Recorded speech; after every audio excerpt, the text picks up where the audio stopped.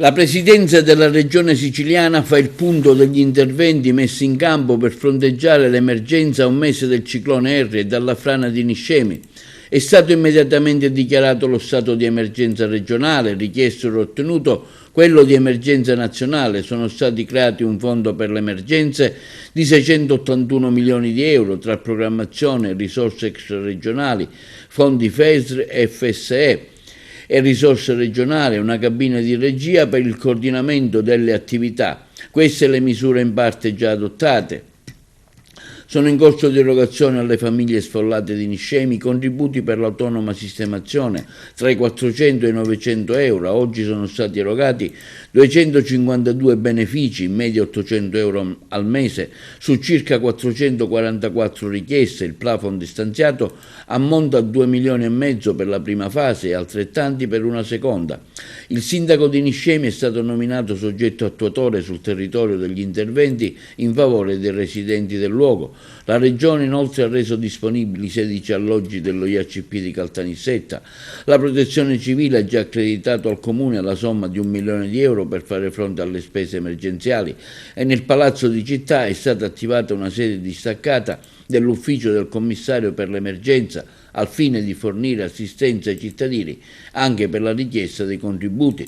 2 milioni di euro sono stati destinati a una prima fase di indagine e monitoraggio della frana, altri 3 milioni e mezzo per quella successiva. La Protezione Civile ha creato e gestito all'interno della palestra comunale una struttura con decine di posti letto per le persone sfollate e una mensa da centinaia di passi al giorno. Con i volontari inoltre la questura supporta nella gestione dei varchi di accesso alla zona rossa. L'assessorato alla salute ha disposto l'esenzione totale dei ticket sanitari per un anno a favore di tutti i residenti della zona rossa.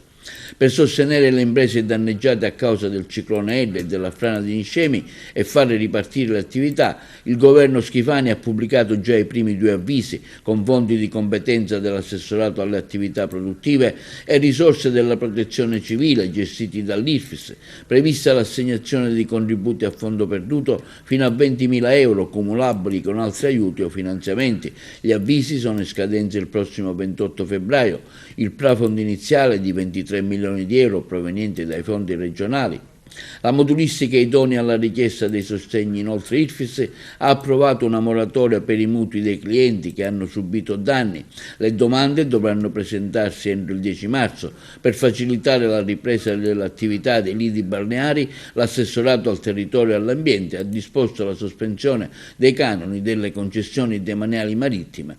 Sono state introdotte procedure semplificate per la ricostruzione delle strutture balneari danneggiate ed è stata individuata una specifica sottocommissione della CTS per velocizzare le autorizzazioni. Per le imprese di pesca e acquacultura, l'assessorato all'agricoltura, sviluppo rurale e pesca mediterranea ha già stanziato 3 milioni di euro per i ristori.